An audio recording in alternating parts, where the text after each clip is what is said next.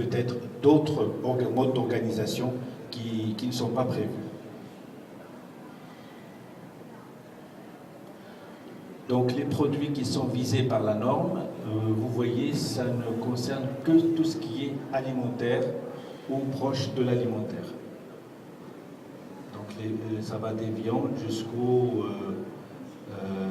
poissons et autres produits de la mer.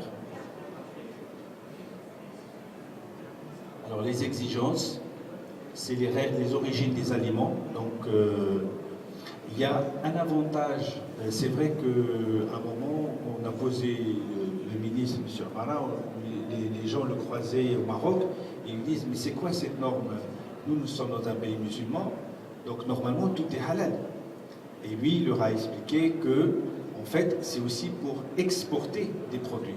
Parce que pour que des produits puissent rentrer dans notre marché, comme la Malaisie ou d'autres pays islamiques, il faut une norme halal.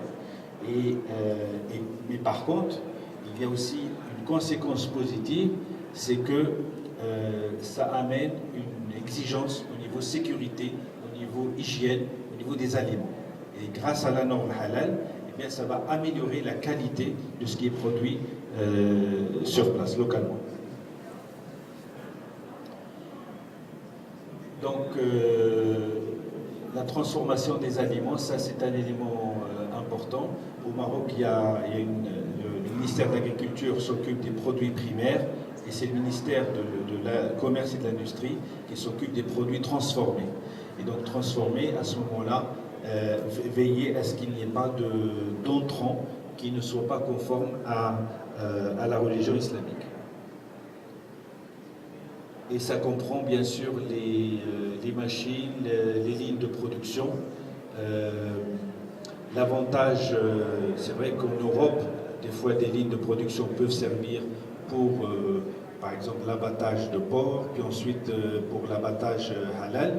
Ce problème-là ne se pose pas dans les pays comme le Maroc, puisque tout l'abattage est halal.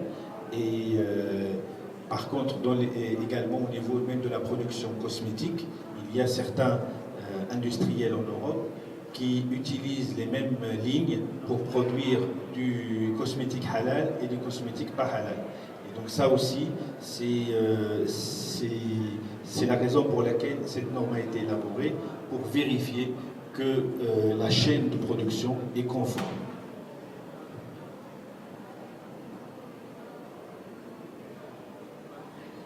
L'entreposage, vous avez entendu peut-être le port de Marseille qui vient de créer une zone halal, c'est-à-dire une zone du port qui va être dédiée uniquement aux produits halal.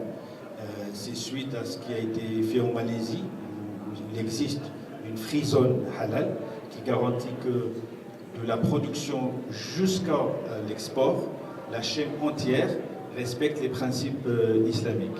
Et il me semble qu'il y a aussi un port en Hollande qui a également créé une zone halal.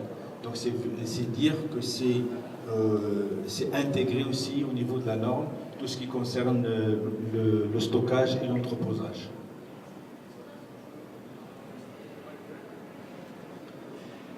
Comme je l'ai dit tout à l'heure, la norme marocaine est très exigeante sur les questions d'hygiène et de sécurité, autant que sur les questions de principes religieux. D'ailleurs, les sociétés qui peuvent postuler pour avoir la norme halal doivent obligatoirement avoir la norme HACCP avant de postuler à la norme halal.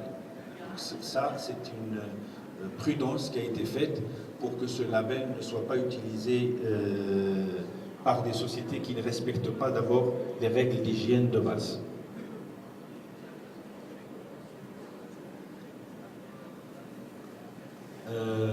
L'étiquetage halal aussi et la présentation, c'est des éléments importants.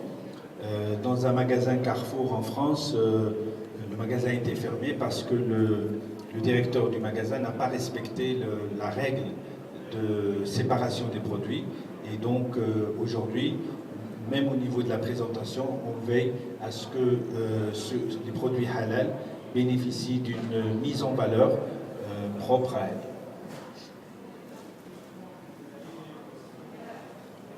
Donc ça, c'est les normes de l'étiquetage. je ne vais pas citer, il y a une boisson festive qui a été refusée au Maroc parce que justement l'étiquetage n'indiquait pas le procédé de fabrication de cette boisson. Et donc c'est pour vous dire qu'aujourd'hui il y a une sensibilisation sur le fait du respect des règles d'étiquetage et des règles aussi de transparence par rapport aux consommateurs. On doit aujourd'hui être en mesure de donner toutes les garanties sur le procédé de fabrication des produits. Et les pays islamiques aujourd'hui deviennent de plus en plus sensibilisés à ces questions-là. L'Iran vient aujourd'hui, cette année, il vient d'adopter aussi une législation qui impose une norme halal pour tous les produits qui rentrent sur le marché iranien. Actuellement, il y a des produits français, par exemple, qui s'exportaient facilement. Aujourd'hui, ils doivent avoir une norme halal pour rentrer dans le marché iranien.